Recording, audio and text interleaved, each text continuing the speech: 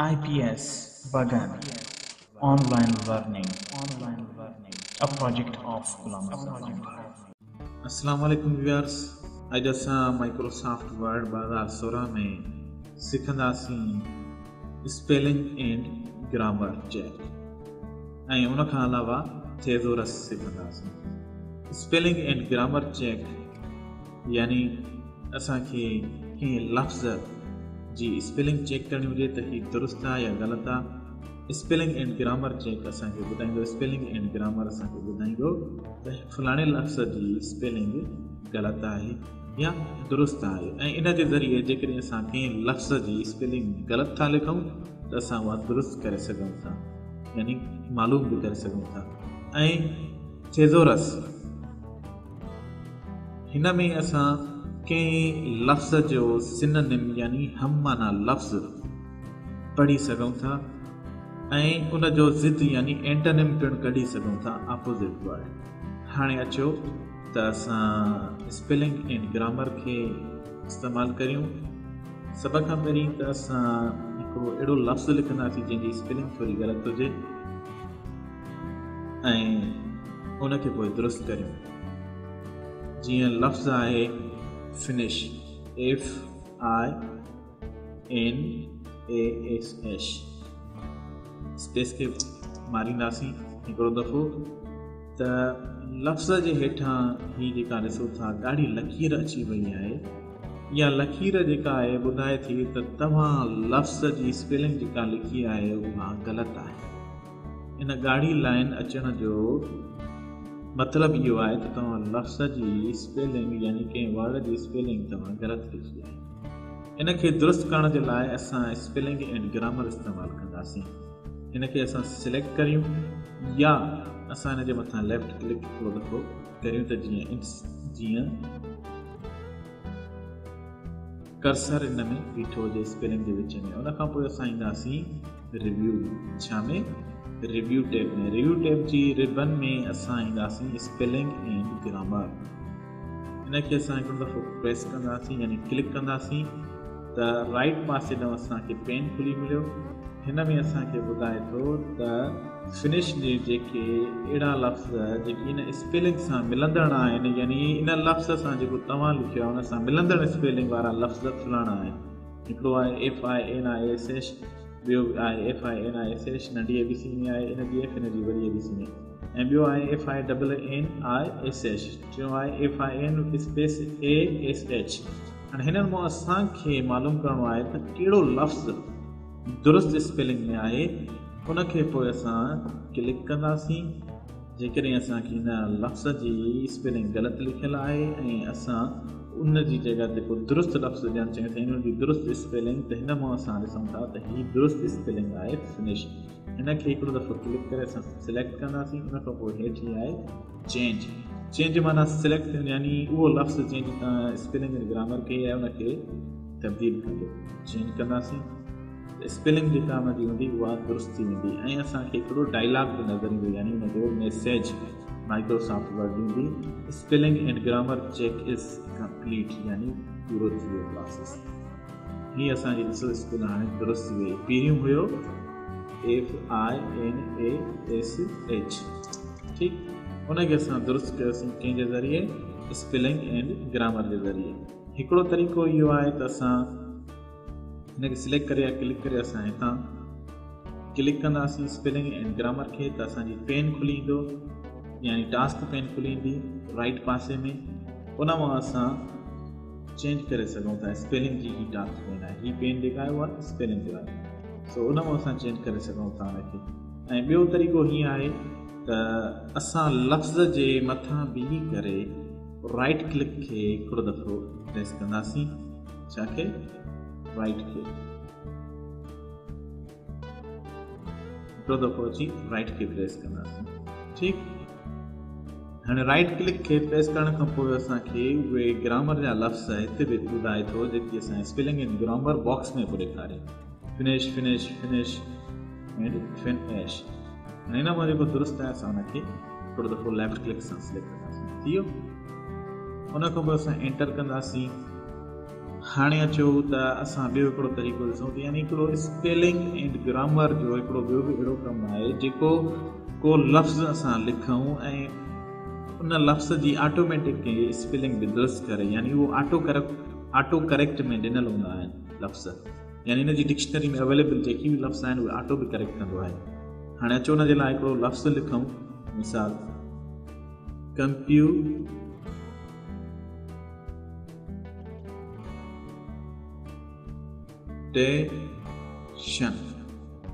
Space हिकिड़ो दफ़ो press करियूं, हिन जो कोन थियो, हिनखे दुरुस्त करण लाइ वरी साॻी तरह सां राइट क्लिक करे कंप्यूटेशन कंदासीं, एंटर प्रेस करियो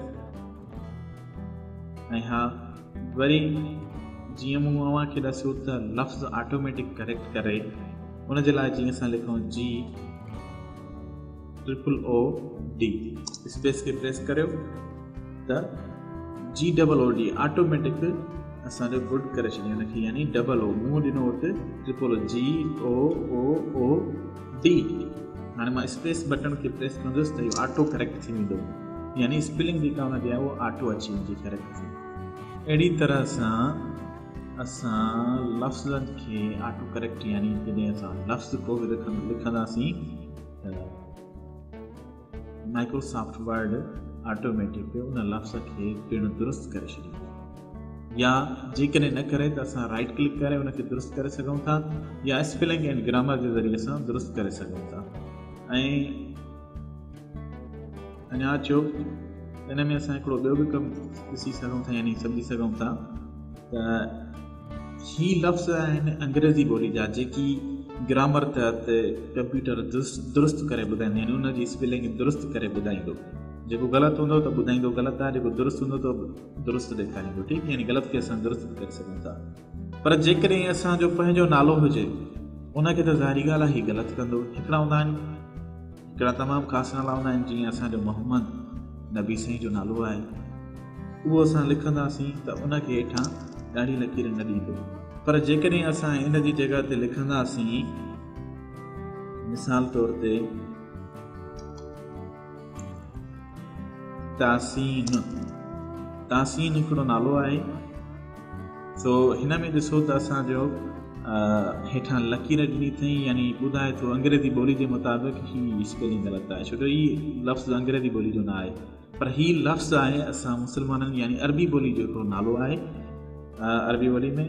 सो असां हिन खे छा कंदासीं त जीअं कंप्यूटर हिनखे दुरुस्त मञे उन लाइ असां राइट क्लिक कंदासीं, राइट क्लिक खां पोइ असां कंदासीं इग्नोर ऑल, या इग्नोर वंस हूंदो आहे उनखे हिकिड़ो दफ़ो क्लिक कंदासीं। हिन सां असांखे मिलंदड़ स्पेलिंग वारा लफ़्ज़ ॾींदो, पर असांखे इन ते न हलणो, छो जो ही नालो आहे ऐं कंप्यूटर पंहिंजे हिसाब सां हू मिलंदड़ लफ़्ज़ यानी स्पेलिंग जेका मिलंदड़ हूंदी हुन सां उहो लफ़्ज़ खोले ॾींदो, ठीकु, पर असांखे इग्नोर ऑल करिणो आहे छो जो असांखे इहो लफ़्ज़ खपे थो ऐं असांजे मुताबिक़ इहो दुरुस्त आहे।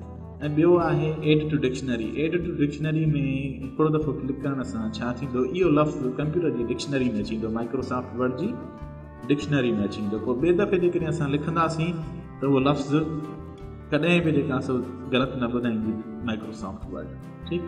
हिते इग्नोर ऑल करियूंसि, हाणे अचो वरी लिखूंसि तासीन, छो जो असां इग्नोर ऑल कयोसीं। इग्नोर ऑल जो मतिलबु इहो हूंदो आहे त जेतिरा बि दफ़ा तव्हां लिखो लफ़्ज़ उन ई डॉक्यूमेंट में उन ई स्पेलिंग सां उनखे ग़लति न कंदो, पर जेकॾहिं नओं डॉक्यूमेंट ठाहींदासीं त उनखे उन में ग़लति कंदो।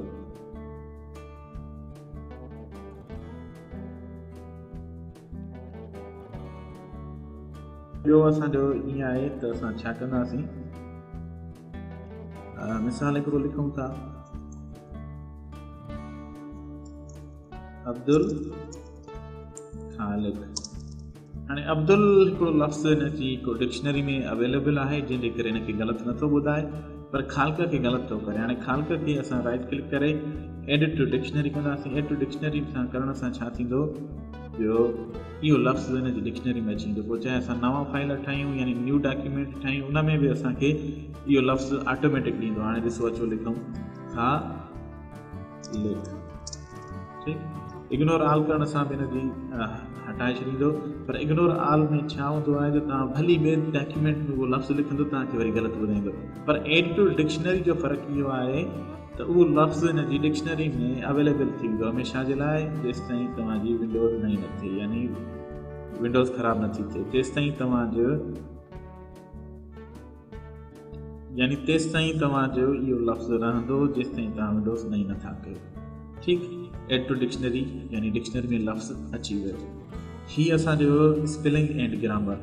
हाणे अचो त असां हिनखे ख़तमु कयूं। हाणे अचो त असां ही पढ़ूं थेज़ोरस। थेज़ोरस यानी कंहिं लफ़्ज़ जो हम माना लफ़्ज़ या उनजो उबतड़ यानी ज़िद लफ़्ज़ कढूं। ऐं ही असांजे स्टूडेंट्स या टीचर्स जे लाइ तमामु हिकिड़ो बहितरु हूंदो आहे, यानी लर्नर्स जे लाइ ऐं टीचर्स जे लाइ, त हू कंहिं लफ़्ज़ जो सिनोनिम कढी सघंदा आहिनि, कंहिं लफ़्ज़ जो एंटोनिम कढी सघंदा आहिनि। मिसाल लफ़्ज़ आहे हैप्पी। हैप्पी माना ख़ुशि, पर जेकॾहिं असां लफ़्ज़ हैप्पी जो सिनोनिम कढणु चाहियूं त लफ़्ज़ हैप्पी जो सिनोनिम छा आहे? मां इन हैप्पी जो सिनोनिम हिकिड़ो त आहे ग्लैड, पर असां अचो त इनखे थेज़ोरस में कढूं। इनखे सिलेक्ट करे लफ़्ज़ खे पोइ ईंदासीं थेज़ोरस में। त राइट पासे ॾांहुं यानी साॼे पासे ॾांहुं थेज़ोरस जी पेन खुली ईंदी, उन में असांखे ॿुधाईंदो हीअ आहे लफ़्ज़ हैप्पी। हाणे हैप्पी जो आहे कंटेंट माना एडजेक्टिव आहे, ADG डिंगन में बंदि आहे, हिनजो मतिलबु त हीअ एडजेक्टिव लफ़्ज़ आहे। प्लीज़ माना ख़ुशि, ग्लैड माना ख़ुशि, जॉयफुल माना ख़ुशि, चीयरफुल ख़ुशि। ही सभु इन लफ़्ज़ जी माना ॾियनि था, यानी सभु सिनोनिम्स आहिनि, यानी हम माना वारा लफ़्ज़। ऐं ही आहे हिनजो सैड यानी उदास, गमगीन, उदास यानी गमगीन। ऐं ही हैप्पी लफ़्ज़ जो उबतड़ लफ़्ज़ आहे, यानी ज़िद आहे। ख़ुशि जो ज़िद छा हूंदो आहे? गमगीन या उदास। सो हिते उहो लफ़्ज़ ॿुधाए थो गमगीन या उदास। अहिड़े हिसाब सां असां इंग्लिश जो कंहिं बि लफ़्ज़ जो सिनोनिम या एंटोनिम कढी सघूं था। ऐं हा, जेकॾहिं हिन मां को लफ़्ज़ असां हिते एंटर करणु चाहियूं त हुनखे असां राइट क्लिक करे इंसर्ट कंदासीं। छा इंसर्ट? त उहो असांखे ॾे अची वेंदो, या उन लफ़्ज़ यादि अची करे हीअ असांजो मोर एरो ते क्लिक कंदासीं त बि असां हिनखे हिन जे ज़रिए बि इंसर्ट करे सघूं था। ठीकु, ऐं ॿियो ईअं आहे त जेकॾहिं असां हिते डबल क्लिक खे या सिंगल क्लिक कंदासीं त उहो असांजो थेज़ोरस वरी उनजी सर्च थींदी। हिकिड़ो तरीक़ो आहे असांजो थेज़ोरस कढण जो स्क्रीन ते यानी माइक्रोसॉफ्ट वर्ड में पेज ते लफ़्ज़ लिखी करे ऐं थेज़ोरस खे क्लिक कंदासीं त अची वेंदो। ऐं ॿियो तरीक़ो ईअं आहे त बसि डायरेक्ट अची असां थेज़ोरस खे क्लिक कंदासीं ऐं पोइ हितां अची करे को बि लफ़्ज़ टाइप कंदासीं, मसलन गो। गो माना वञणु। पोइ असां हिन सर्च खे प्रेस कंदासीं हिकिड़ो दफ़ो त असांखे गो जा सिनोनिम्स ऐं एंटोनिम्स सभु कढी ईंदो। छा सिनोनिम्स ऐं एंटोनिम्स हिते असांखे ॿुधाए थो। गो माना वञणु, लीव माना रवानो थियणु वञणु, डिपार्ट माना वञणु रवानो थियणु, मूव माना वञणु रवानो थियणु, गो अवे वञणु रवानो थियणु। ठीकु, set out, walk out, walk of, move out, take off. ऐं गो माना वञणु, गो जो सिनोनिम आहे छा? मूव, पर हुनजो ऑपोज़िट छा आहे? वञण जो अचणु। सो हीअ आहे कम। कम माना अचणु, ही आहे हिनजो ऑपोज़िट।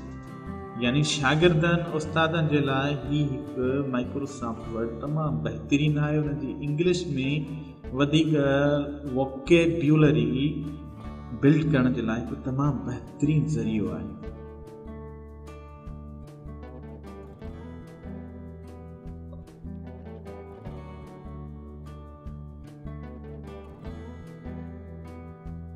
ऐं असांजा वधीक वीडियोस ॾिसण जे लाइ असांजे चैनल खे सब्सक्राइब करियो ऐं हिन वीडियो खे लाइक करियो ऐं पंहिंजे दोस्तनि में पिणु शेयर करियो।